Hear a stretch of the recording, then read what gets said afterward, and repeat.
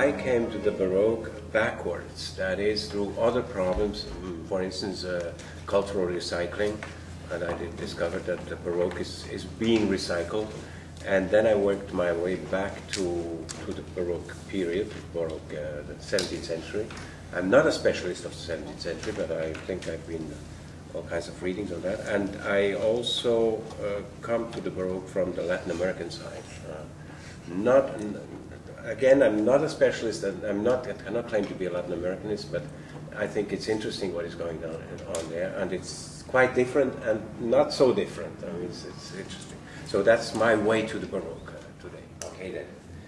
I'm afraid I'm going to be the next speaker again. I'm going to sorry for that. I prepared something which I called framing the transferability of Baroque. It's not nice, the word. It says what it says. It's quite clear. The framing, I'm not yet sure whether I can deliver that, but I'm going to talk about this. I have something. I have taken parts of this presentation from two sections of I have a piece in a special issue of a journal, Revista Canadiense de Estudios Hispánicos, that is supposed to come out this year. I haven't given one yet. Yes, it is. Yeah, this year. You have a piece in there. I have a piece in there on the concept Baroque.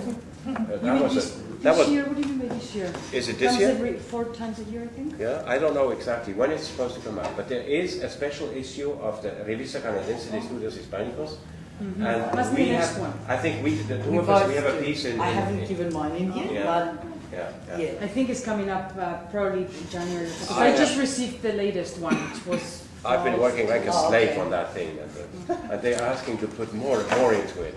You didn't give a reference here. Now the reference is going to. I've always 4 or 6 pages of reference, but they ask for more and more, so I give it to them. I did. Okay, so that's. I have taken 2 sections of that speech for this presentation. Okay. Should I pass those around? Pardon me? For passing around or no. Oh, sorry, that's your Well, notes. I have something to pass around, which I come towards the end of the presentation. This is a very short piece by Nietzsche. I would like to look at it. Like reading for the morning, looks great. I like I need it. coffee for that one. Do you want to go for coffee now, or should I start? We can start. Yeah. Okay. So, about the title, I can rephrase the title in more explicit and common language. We are engaging in a general reflection that would help us to establish some guidelines for using the concept of the Baroque outside of the historical period. That is something I call a trans-historical transfer, and outside of its initial cultural context, whatever that is it Italy, is it Spain, that's a big debate, that I call transcultural transfer. Now, trying to answer the more specific question, can the concept of the Baroque be transferred from one historical period to another, that is 17th century to 20th or today, and from one culture to another, that is, for instance, Spain to Latin America? There are other possibilities. And there are subaltern questions deriving from that. If yes, how and under what conditions? And why should we do this? Why are we interested in doing this? There's some kind of, Habermas talks about interest of knowledge. There's an interest of knowledge behind that. And what is the benefit of doing so? And benefit can be ideological, but I'm mainly thinking of a cognitive benefit.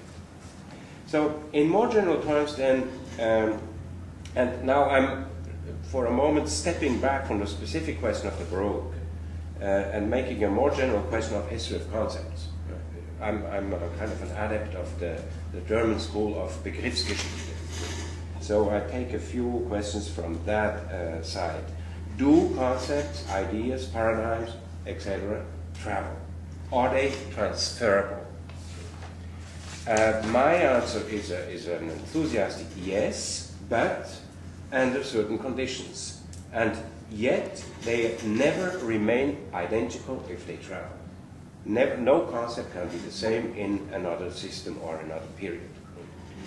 So they're being transformed in the processes of their mobility, and they apparently are the same. People talk about the Baroque or the New Baroque, It seems to be the same concept, but they are adapted to new situations, to new contexts, and they assume new functions in the new system, and they are change values and meaning, and we have to observe that process.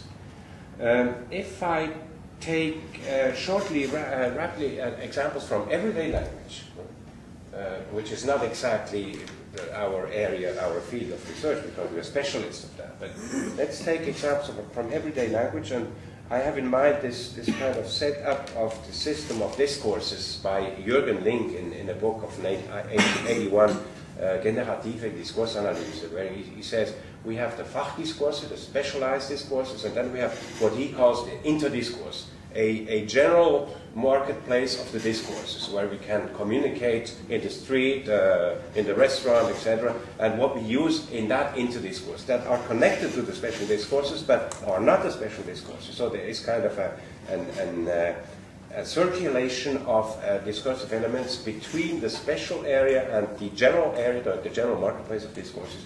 And I think it's a good setup of what a discourse system is.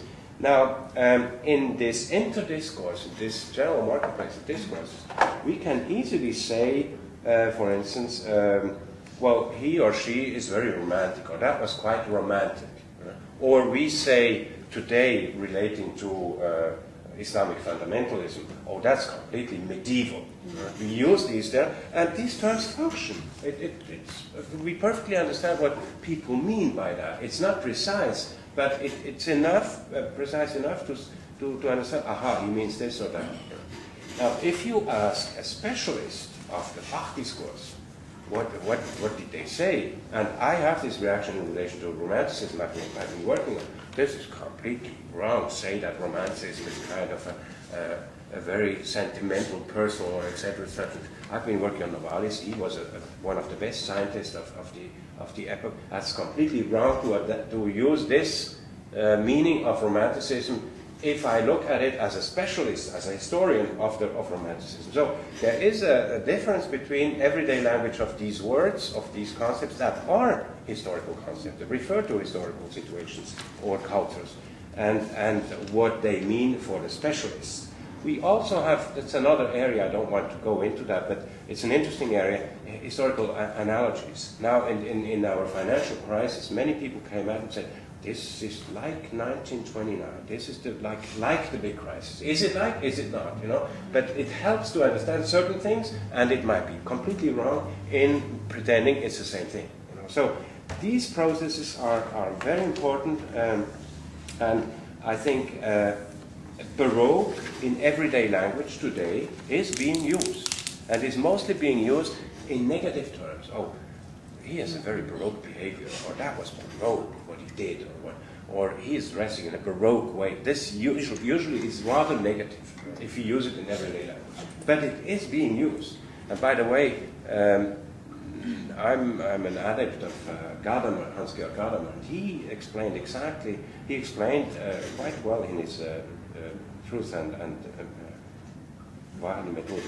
Method, that we have the area of the concepts, we have the area of everyday language, and concepts need to be resourced, carried up semantically from time to time from everyday language into the special language so they can be alive, they can keep alive. And I think if one philosopher has done this, it's Heidegger. He really went into the German language, cut words into pieces, prefixes, and constructed concepts out of everyday language. That's the best example. Okay, so that's a little bit about Begriffsgeschichte. Now, first of all, let me again state my conviction that concepts do travel, they are mobile, concepts are living beings, they are man-made artifacts, come out of human conflicts very often. They are not eternal beings in the sky of theory, not Platonic ideas. Concepts therefore change over time in space and between concepts. This is my credo for this group. So, and I can give you a few indications. This kind of conviction stems from, first of all, my research in cultural transfers. I've been working for 6 years here as what is it called? Canada Research Chair on this specific topic. But then there's a nice text by Edward Said, Traveling Theories. There is a whole school, I mean the Amsterdam School of Cultural Analysis, directed by Mieke Waal, they have been working on traveling concepts. And then I mention again the German Begriffsgeschichte with the two most famous names, Koselleck and Ritter, who have set up kind of a general theory of how concepts live in history.